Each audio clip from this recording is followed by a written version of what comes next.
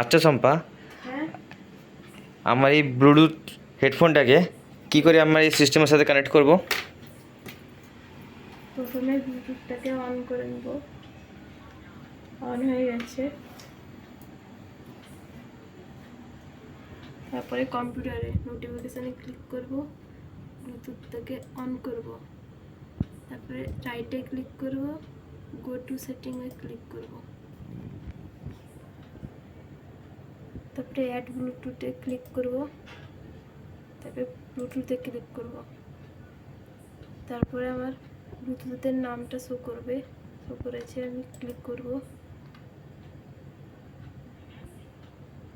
তারপরে ডানে ক্লিক করব। এই দেখুন শো হয়ে গেছে আমার। এই দেখো ব্লুটুথের নামটা শো করছে এবং দেখাচ্ছে কত % চার্জ আছে। তাহলে এইভাবেই কি ব্লুটুথ কানেক্ট হয়ে যাবে? হ্যাঁ।